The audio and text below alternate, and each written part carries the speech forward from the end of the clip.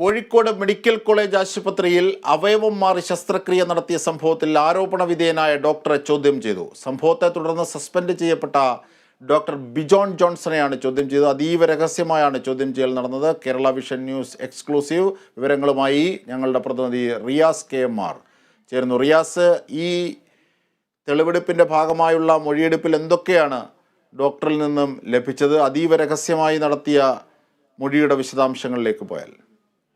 അജിംഷാദ്, ആദ്യം തന്നെ പറയേണ്ടത്, എല്ലാവരും കാത്തിരിക്കുകയായിരുന്നു ഈ ഡോക്ടറെ എപ്പോഴായിരിക്കും ചോദ്യം ചെയ്യുക എന്നറിയാൻ വേണ്ടി. ഇന്നലെ എന്ന് ആദ്യം പ്രതീക്ഷിച്ചു, ഇന്നുണ്ടാകുമെന്ന് പ്രതീക്ഷിച്ചു. എന്നാൽ ഇന്ന് രാവിലെയോടുകൂടി ഈ മെഡിക്കൽ കോളേജ് അധികൃതർ മാധ്യമങ്ങളോട് ചിലർ പറഞ്ഞത് ഈ ഡോക്ടർ തൃശ്ശൂരിലാണ്, അതുകൊണ്ട് ഇന്ന് സാധ്യതയില്ല എന്ന രീതിയിൽ അത് വന്നു. അതുകൊണ്ട് തന്നെ ആരും പ്രതീക്ഷിക്കാതെ ഇരുന്ന ഒരു നിമിഷമായിരുന്നു അത്.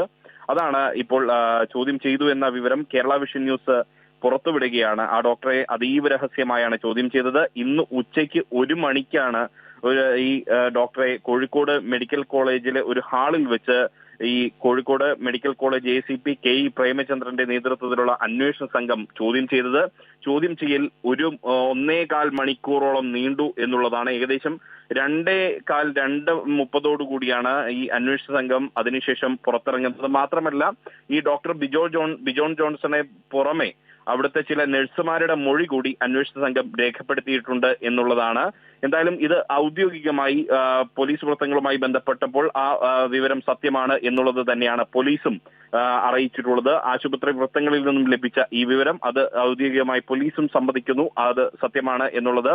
ഒരുപക്ഷെ ആശുപത്രി അധികൃതർ, കോഴിക്കോട് മെഡിക്കൽ കോളേജ് അധികൃതർ അതീവ രഹസ്യമായി മാധ്യമങ്ങളെ ആരെയും തന്നെ അറിയിക്കാതെയാണ് ഈ ചോദ്യം ചെയ്യൽ എന്ന ആ ഒരു സംവിധാനം. തീർച്ചയായും ഈ വാർത്ത കേരള വിഷൻ ന്യൂസാണ് ആദ്യമായി പുറത്തുവിടുന്നതും ഇങ്ങനെ ഒരു ചോദ്യം ചെയ്യൽ. കാരണം റിയാസ് സൂചിപ്പിച്ചതുപോലെ കാത്തിരിക്കുകയായിരുന്നു. എന്താണ് ഈ ഡോക്ടറുടെ മൊഴിയെടുപ്പ്, എപ്പോഴാണ്, എങ്ങനെയാണ് പോലീസ് വിളിച്ചു വരുത്തുക എന്നതൊക്കെ അടിസ്ഥാനത്തിലുള്ള ഒരു നോട്ടം ഒരുപക്ഷെ മാധ്യമ ലോകത്തുണ്ടായിരുന്നു. ഒരുപക്ഷെ നമ്മളിത് പുറത്തുവിടുമ്പോൾ ഇതിനകത്തുനിന്ന് ബോധ്യമാകുന്ന കാര്യങ്ങൾ എന്തൊക്കെയാണ്? കാരണം നേരത്തെ ഡോക്ടർ ആദ്യം ഇവരോട്, ബന്ധുക്കളോട് പറഞ്ഞിരുന്നത് മാപ്പ് എഴുതി കൊടുത്തു, അബദ്ധം പറ്റിയെന്നാണ്. പിന്നീട് അത് മാറുന്നു.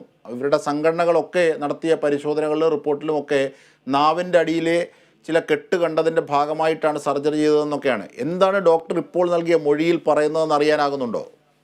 തീർച്ചയായും ജിംഷാദ്, എന്തായാലും ഡോക്ടർ ഈ ഒരു മൊഴിയിൽ വ്യക്തമാക്കിയിരിക്കുന്നത് തനിക്ക് പിഴവ് പറ്റിയിട്ടില്ല എന്നുള്ളതാണ്. കാരണം അതായത് ഡോക്ടർ എന്ന രീതിയിൽ തനിക്ക് ഇതുമായി ബന്ധപ്പെട്ട പിഴവ് പറ്റിയിട്ടില്ല. ഇതിന്റെ ആ ഒരു ചികിത്സാ സംവിധാനത്തിൽ ഈ കുട്ടിക്ക് നാവിന് കെട്ടുണ്ടായിരുന്നു എന്ന തരത്തിലുള്ള, അതായത് KGMCTയുടെ അതേ സമാനമായ വാദം തന്നെയാണ് ഡോക്ടർ ചോദ്യം ചെയ്യലിൽ ഈ പോലീസിനോട് നൽകിയ മൊഴിയിൽ നമുക്ക് വ്യക്തമാകുന്നത്.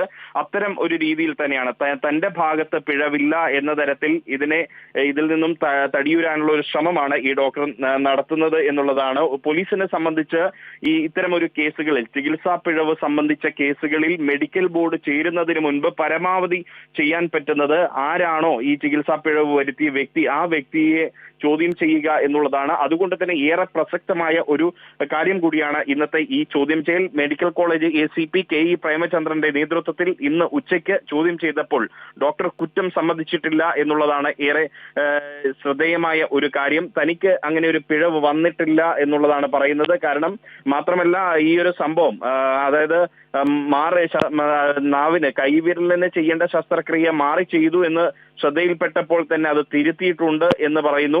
എന്നാൽ ബന്ധുക്കളുടെ അനുമതിയെക്കുറിച്ച് പോലീസ് വിശദമായി ചോദിച്ചിരുന്നു എന്ന കാര്യങ്ങളെല്ലാം തന്നെ ഇനിയിപ്പോൾ പുറത്തു വരേണ്ടിയിരിക്കുന്നു. അതിന്റെ വിശദാംശങ്ങളെല്ലാം തന്നെ കൃത്യമായി ലഭിക്കേണ്ടതുണ്ട്. എങ്കിലും ഇപ്പോൾ മനസ്സിലാകുന്ന മറ്റൊരു കാര്യം, മെഡിക്കൽ ബോർഡും വൈകും എന്നുള്ളത് തന്നെയാണ്. കാരണം മെഡിക്കൽ ബോർഡ് രൂപീകരണവും അതിന്റെ യോഗവും വൈകും എന്നുള്ളൊരു സൂചനകൾ കൂടിയാണ് പുറത്തു വരുന്നത്. കാരണം DMOയുമായി ബന്ധപ്പെട്ടപ്പോൾ ഈ പോലീസ് അയച്ച കത്ത് തനിക്ക് ലഭിച്ചിട്ടില്ല. കത്ത് കിട്ടുന്ന മുറയ്ക്ക് മാത്രമേ അതായത് മെഡിക്കൽ ബോർഡ് രൂപീകരിക്കുന്നതുമായി ബന്ധപ്പെട്ട നടപടികൾ സ്വീകരിക്കാനാകൂ എന്നുള്ളതാണ് DMOയുടെ ഭാഗത്തു നിന്നും ലഭിക്കുന്ന ഒരു പ്രതികരണം. അതായത് പരമാവധി ഇത് വൈകിപ്പിച്ചു കൊണ്ടുപോകുക എന്നുള്ള ഒരു നയമാണ് ഈ പ്രത്യേകിച്ച് ആരോഗ്യ വിഭാഗം അധികൃതരുടെ, പ്രത്യേകിച്ച് ഡോക്ടർമാരുടെ എല്ലാം ഭാഗത്തു നിന്നും ഉണ്ടാകുന്നത് എന്നുള്ളതാണ് നമുക്ക് മനസ്സിലാകുന്നത്. എന്തായാലും ഈ ഡോക്ടറെ ചോദ്യം ചെയ്യാൻ പോലീസിന് സാധിച്ചു. ചോദ്യം ചെയ്യലിൽ തന്നെ ഈ ഡോക്ടർ കുറ്റം സമ്മതിക്കാൻ തയ്യാറായിട്ടില്ല എന്നുള്ളതാണ് വിവരം. അജിംഷാദ്. ശരി, റിയാസാണ് വിവരങ്ങൾ വിശദാംശങ്ങൾ നൽകിയത്. Kerala vision news exclusive. അവയവം മാറി ശസ്ത്രക്രിയ നടത്തിയ സംഭവത്തിൽ കോഴിക്കോട് മെഡിക്കൽ കോളേജിലെ സസ്പെൻഷന് വിധേയനായ ഡോക്ടറെ പോലീസ് വിളിച്ചു വരുത്തി മൊഴിയെടുത്തിരിക്കുന്നു. ഇതിൻ്റെ വിശദാംശങ്ങളാണ് റിയാസ് KM ഞങ്ങളുടെ പ്രതിനിധി നൽകിയത്.